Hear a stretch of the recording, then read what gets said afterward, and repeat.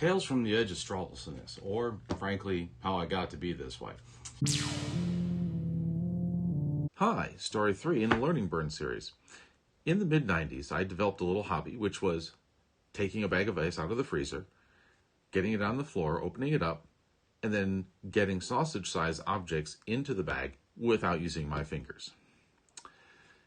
I shared this with a friend of mine. She was kind of amazed, but didn't really comment too much at it until Story 3 arrived. So, I used to keep a bag of fireworks. A paper bag, yes. It's a good way to start a Learning Burn series. Keep explosives in a paper bag. It's a winning process there. I also didn't check to see how old they were. I just always added and took out as I felt, which led to slightly interesting fireworks. Fireworks that were sometimes spectacularly different than what they're supposed to be. Sometimes you'd light them, they wouldn't go off at all. Sometimes you'd light them, and 30 minutes later, they'd suddenly go off. All kinds of fun stuff. So, but it was an odd mixed bag of like all kinds of random fireworks. And of course, as you know, I'd been out with friends of mine, and it was late on a Friday night, so we're going to shoot off some fireworks at the end. And my friend who I told my story about the picking things up off the floor was with me. And I get a couple big handfuls of stuff out of the bag, and I shoot off some things.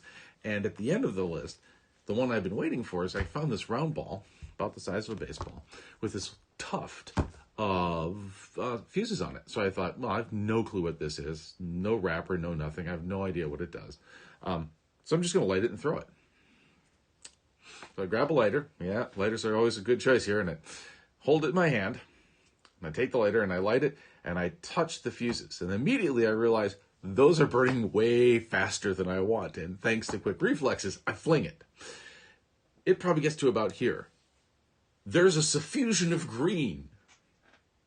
And then suddenly it clears. And I'm standing there, once again, smoking slightly. And my friend, she's like, "Are you okay?" And I'm like, "That was awesome.